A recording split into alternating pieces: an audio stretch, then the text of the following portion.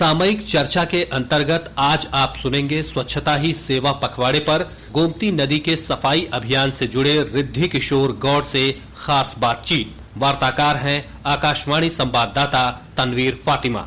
स्वच्छता ही सेवा पखवाड़े के तहत देश भर में स्वच्छता अभियान चलाए जा रहे हैं। उत्तर प्रदेश में भी बड़े पैमाने पर विभिन्न कार्यक्रमों का आयोजन किया जा रहा है। पर स्वच्छता सिर्फ सड़कों, दफ्तरों या घरों तक ही सीमित नहीं है। जीवनदायिनी नदियों की स्वच्छता भी इस अभियान का हिस्सा है। कुछ लोग निजी तौर पर नदियों की साफ सफाई को लेकर प्रयास कर रहे हैं। ऐसे ही एक समाज सेवी है रिद्धि किशोर जी, जो लंबे समय से गोमती नदी की सफाई अभियान से जुड़े हैं। रिद्धि जी, इस विशेष कार्यक्रम में आपका स्वागत है। धन्यवाद। रिद्धि जी, आप कब से गोमती सफाई अभियान का हिस्सा हैं? मैं करीब 25 वर्षों से गोमती सफाई अभियान का हिस्सा हूँ। लोगों को अवेयर करता आ रहा हूँ कि लोग जल के प्रति आस्थावान बने, पवित्र नदियों के प्रति आस्थावान बने और विभिन्न प्रकार के आयोजन और कार्यक्रम करके लोगों को आस्थावान बनाने का प्रयास कर रहा हूँ। आपने जब इस अभियान की शुरुआत की थी, तब से अब तक गोमती के प्रदूषण में कितना फर्क आया है? लगभग 2001 में अभियान शुरू किया तो उस समय तो गोमती बड़ी निर्मल और साफ हुआ करती थी। अवेयरनेस ये थी कि लोग गंदगी न डालें, कूड़ा न डालें, मूर्तियों का विसर्जन जो प्लास्टर और पेरिस की आती है वो सब ना करें, हवन सामग्री न डालें। और सबसे बड़ी बात है, जो 30 के लगभग नाले हैं जो लखनऊ में मिल रहे हैं, उनको किसी प्रकार से रोका जाए और सीवर ट्रीटमेंट प्लांट बने। अब इस वक्त क्या स्थिति है? जो सार्थक प्रयास हुआ वो 2001 में हुआ, जब श्रद्धेय अटल बिहारी वाजपेयी जी ने किया।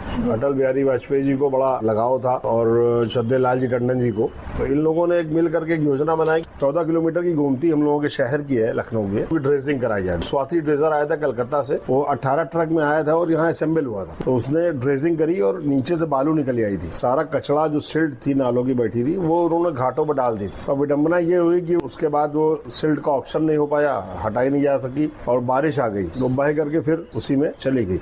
जो ये एसटीपी बनाए गए हैं, जो मुख्य समस्या है यहाँ पर सीवेज की, उससे क्या कुछ फर्क नजर आता है? बिल्कुल कोई फर्क नहीं आता, क्योंकि सीवेज ट्रीटमेंट प्लांट बहुत जरूरी है और अब तो आधुनिक सीवेज ट्रीटमेंट प्लांट आ गए कि हर नाले के किनारे लग सकते हैं। 12 घंटे एक मशीन सिल्ट को साफ करे, 12 घंटे दूसरी साफ करे। नगर निगम के लिए कहना चाहता हूँ कि पहले जो डॉक्टर दिनेश शर्मा मेयर रहे तो उन्होंने नालों में जालियां लगवा दी थी जहाँ नाले के मुहाने थे, परंतु वो जालियां भी खराब हो गई, तो अब नालों में जालियां भी नहीं लगी। जरा सा भी पानी बरसता है तो तुरंत खोल दिया जाता है, क्योंकि एसटीपी ओवरफ्लो होने लगता है। 500 ml सीवेज को हम लोग 54 ml से ट्रीट कर रहे हैं, तो आप समझ सकते हैं कि कितना पानी गोमती में डालना पड़ता होगा सीवेज उसका। वैसे भरवारा वाला एसटीपी है, वो पूरी क्षमता के अनुसार नहीं चल रहा। एसटीपी की बड़ी जरूरत है कि हर नाले के किनारे पे एक एसटीपी लगे और ड्रेजिंग की बड़ी आवश्यकता। और इसको शारदा लहर से या घाघरा से भी लिंकअप कर सकते हैं, जो 54 किलोमीटर पे यहाँ पे घाघरा है, बाढ़ आती रहती है, तो गोमती वैसे निर्मल हो सकती है। क्योंकि गोमती के विषय में आपको एक बात और बता दूं कि ये एक ऐसी नदी है जो फुलहर झील से निकली है, माधव टांडा